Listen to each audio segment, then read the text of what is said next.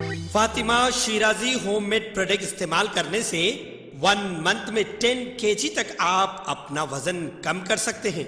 Golden heights colony, pillar number 213, Rajendra Nagar, Hyderabad. आइए नाज़रीन, अगली खबर हम आपको बताने जा रहे हैं जो कि सियासत को लेकर है, क्योंकि इन दिनों में जो है AIMIM पार्टी की न्यूज़ हर चैनल पर चल रही है, क्योंकि बिहार के 4 काबिल MLA जो है AIMIM पार्टी को छोड़कर RJD पार्टी में शमूलियत हासिल कर ली है, जिसकी वजह से जो है बिहार के AIMIM पार्टी के प्रेसिडेंट अख्तरुल ईमान ने जो है चैलेंज किया है RJD को। उनका ये कहना है कि 4 चले गए तो कुछ होने वाला नहीं है, हो सकता है कि आने वाले इलेक्शन में ये 24 MLA को इलेक्शन जिताएंगे, शायद इनका ये मतलब निकलता है।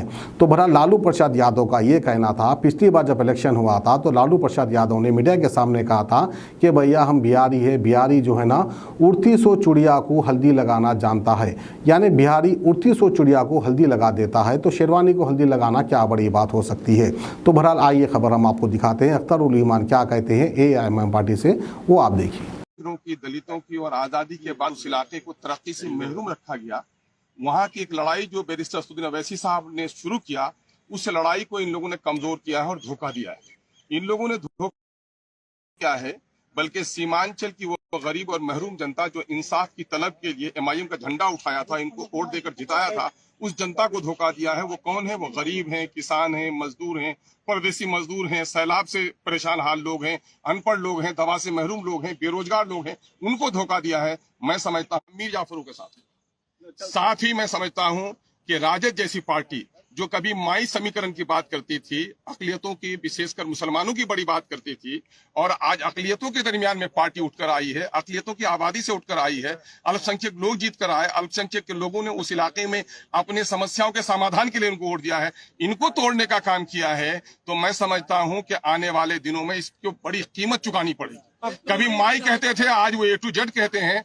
मैं समझता हूं कि इस वक्त पूरे बिहार में माइनॉरिटी के लोगों की जितनी आस्था जुड़ी है MIM से, उस आस्था को खत्म नहीं कर सकते थे। बल्कि मैं दावे के साथ कहता हूं, मैं एक टूटा था तो 5 लेकर आया था, आज 4 टूटे हैं तो 24 लेकर MIM आएगी और ऐसे लोगों को भी धूल चटाने का काम करेगी। इससे हमारी पार्टी में कोई घबराहट नहीं है। जाने वाले चले गए, ले जाने वाले लेके चले गए। मीर जाफर का किरदार जिसने अदा किया, और जिन लोगों ने अकलियतों में गुजरात में गर्दनें काटी हैं, जिन लोगों ने बाबरी मस्जिद तोड़ी है, अकलियत के लोगों ने ऐसे लोगों को माफ नहीं किया है। मैं समझता हूं कि अकलियत के लोग, अकलियत की उठती हुई ताकत को जिन लोगों ने तोड़ा है, उसको भी माफ नहीं करेंगे।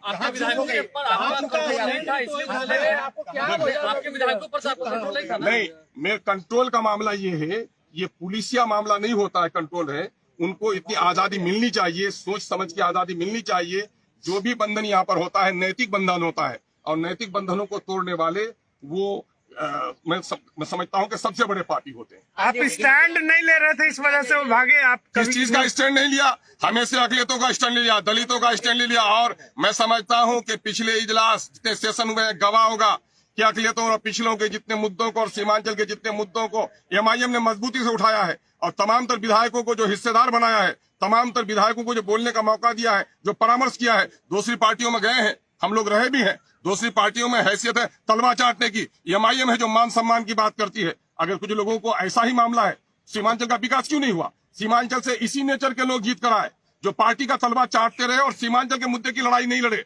MIM ईमानदारी के साथ सीमांचल की लड़ाई लड़ती है, और अख्तरुल ईमान खड़ा है। मैं दावा करता हूं आपको, अरे मुझे किसकी हिम्मत है? मैं समझता हूं ऐसी कोई राजनीतिक दल ने जन्म नहीं लिया है जो अख्तरुल ईमान के ईमान का खरीदारी करता है।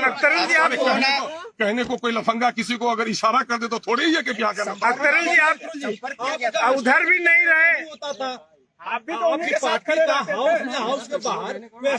क्या स्टैंड अलग नहीं है? सवाल ये पैदा होता है, आप महागठबंधन के साथ भी नहीं रहते थे, बिहार के पिछड़ों के लिए जो बात हमने की है, सीमांचल के हक और इंसाफ की हमने बात की है। सीमांचल में वो तमाम तर विधायक जिनकी बस्तियां कट रही हैं, जहाँ सैलाब का कहर है, जहाँ पुल नहीं बना, सड़क नहीं बना, स्कूल नहीं बना, हॉस्पिटल नहीं बना, रोजगार का मौका नहीं आया, वो स्टैंड कोई साथ दिया क्या? उस स्टैंड में MIM सब लोग साथ थे क्या? दूसरी पार्टियां थी क्या? हाँ, जो कॉमन मामला था, अभी मामला आया अग्निपथ का मामला कॉमन इशू है। कॉमन इशू में हमने भी पार्टी का साथ दिया। लेकिन जहां तक सीमांचल के मुद्दे रहे, सीमांचल के मुद्दे में पार्टी कभी पीछे नहीं रही है। और मैं समझता हूँ किसी पार्टी ने सीमांचल की इतनी वकालत नहीं की है जितना अल्प अवधि में MIM ने की।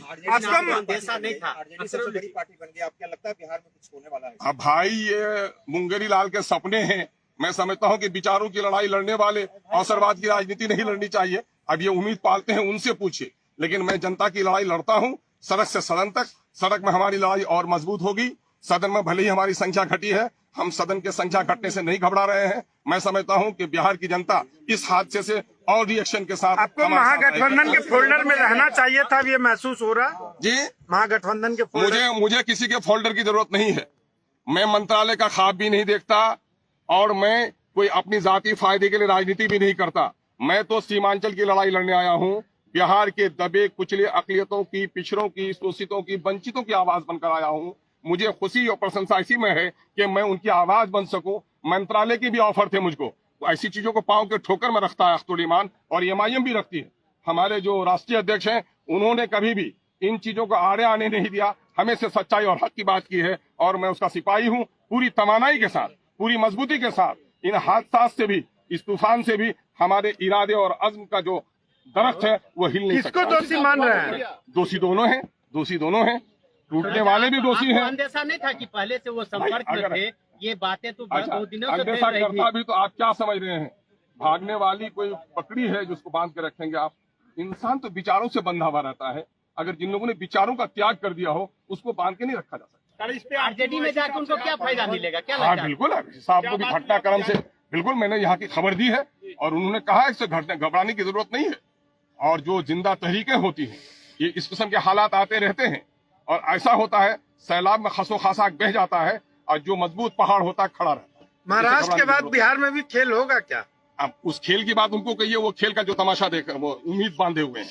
महाराष्ट्र में जो हुआ है गलत है, और महाराष्ट्र के खेल को जो लोग गलत कह रहे हैं वो भी या खुद गलत कर रहे हैं। बहुत बहुत शुक्रिया।